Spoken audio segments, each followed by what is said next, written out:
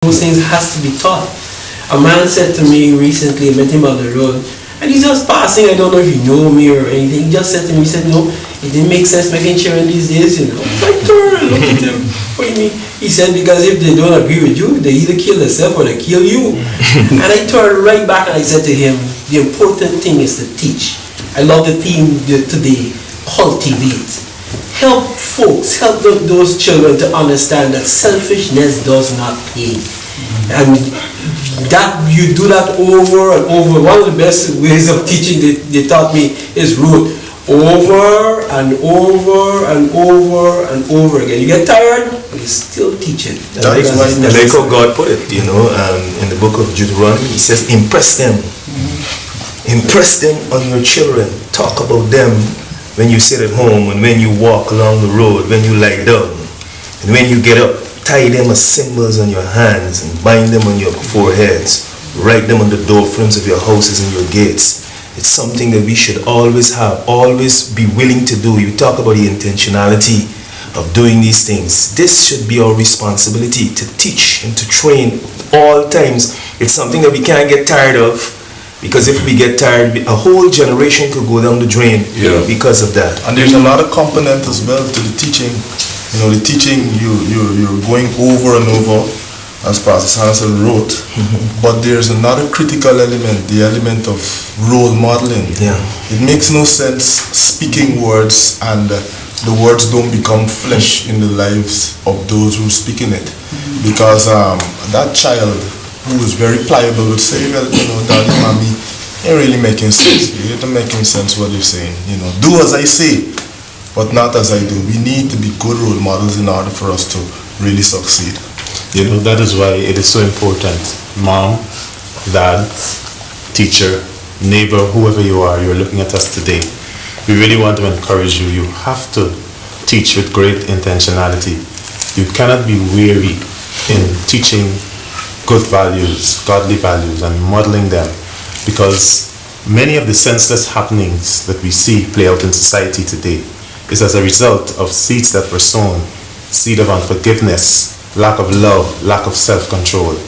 And so we really need to make sure that we undo those things by starting with teaching good values. There's a consistent fracture in this society that comes out of statements, particularly young people would make, like, I ain't care, and I ain't got no time. They want to do exactly what they want to do. But I am saying to you, you just can't live this negative way. You have to make way for the positive. And those persons who know the positive, you can't just sit around and encourage these idle talks. You have to care. Your whole life is ahead of you. And might I say, your best days are ahead of you. What is important also, a critical component is the environment in which we create, or the environment we create for those who we want to influence.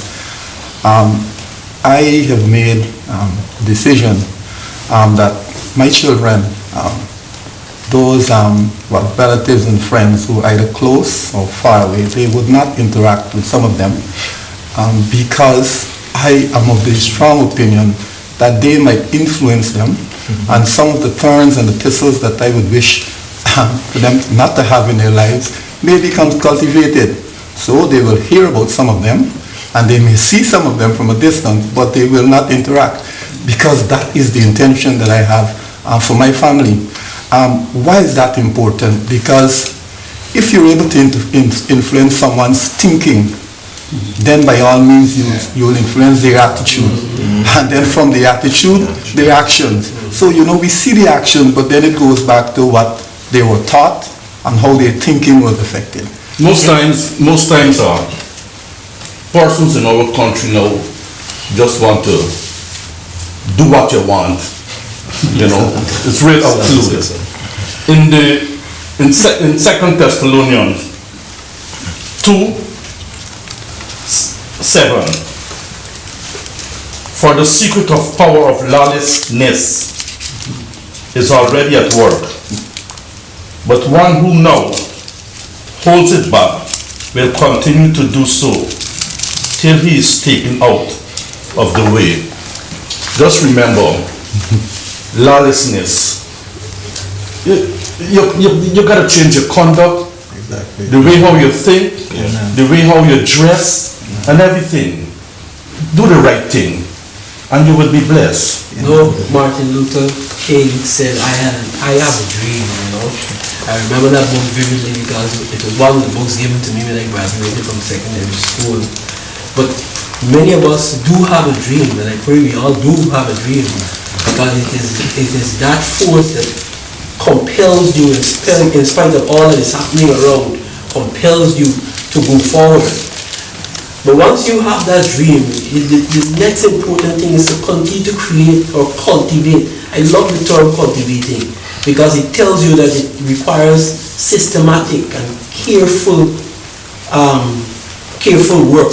And so you cultivate an atmosphere, cultivate an environment where that vision or that dream that you have can come to pass. And so I'm speaking to that same young man out there who you're waffling as to what to do.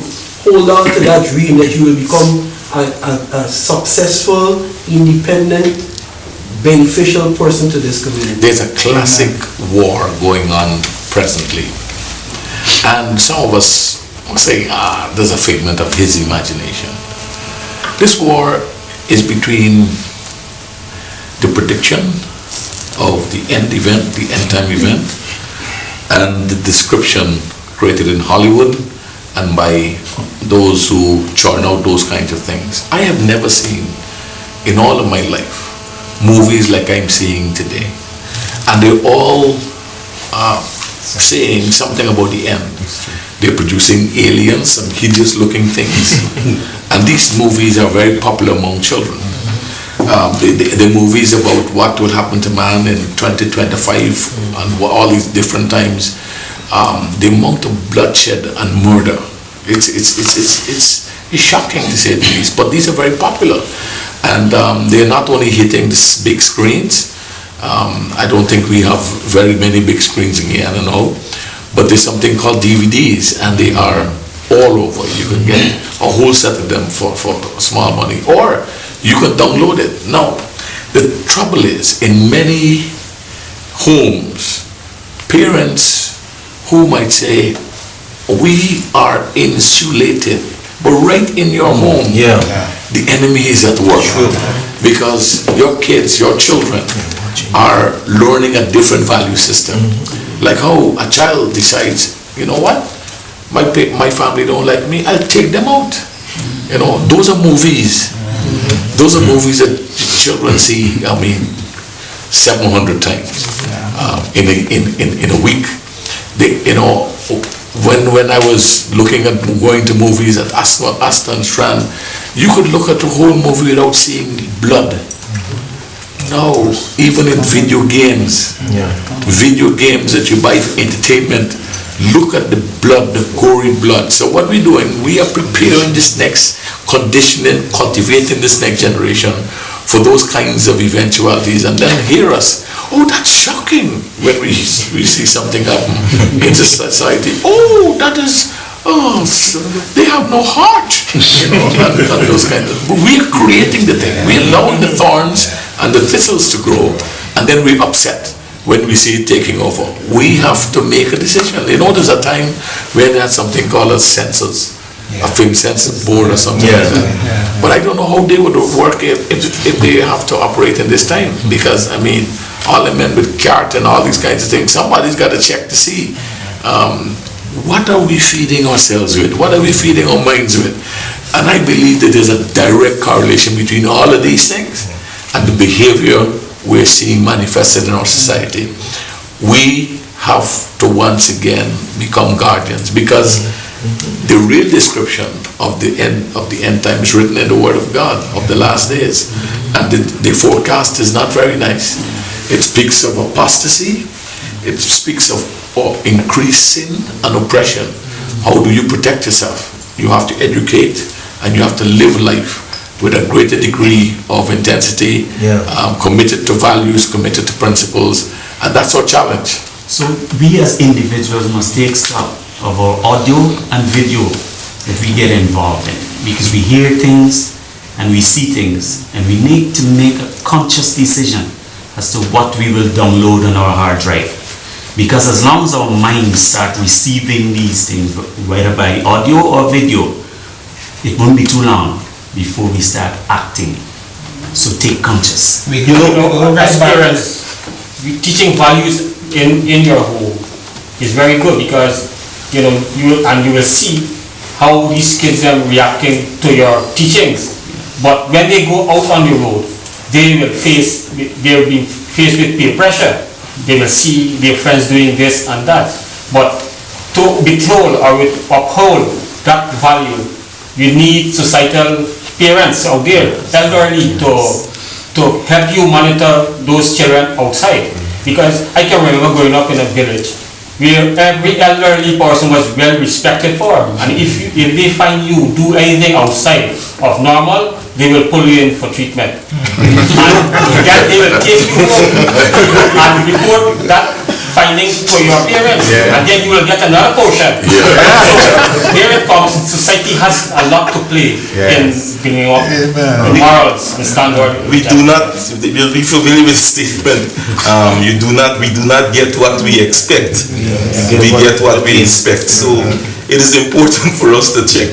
And just quickly, I can remember young ladies going to a particular school when the parents were actually told, of course, from one of my friends would like to say from the upper echelon, and when the parent actually saw what the young lady had in her bag, and these were sex items, the parent fainted. So let us not believe that because as we heard, insulated, because we might be doing well, everything is well even within your own walls. If you check, you might be shocked. So we have to be deliberate in terms of being vigilant. And we heard one person in the panel said that they knew exactly what they want, for the children, and therefore we need to inspect. Listen, Paul left these words with the church at Rome in Romans chapter 1.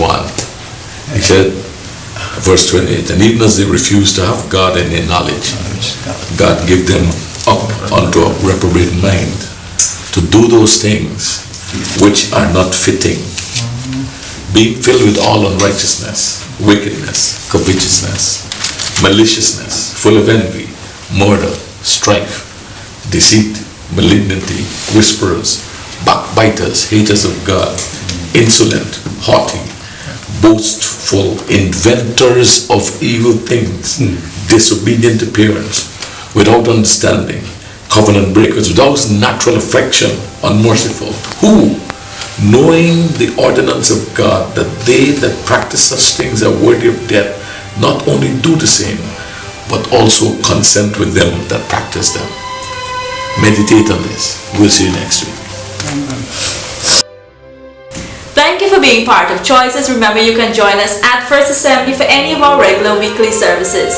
And to all Guyana, we want to extend to you a happy Republic anniversary. I'm Salisha on behalf of the set, reminding you that your whole life is the sum of your choices. God bless you.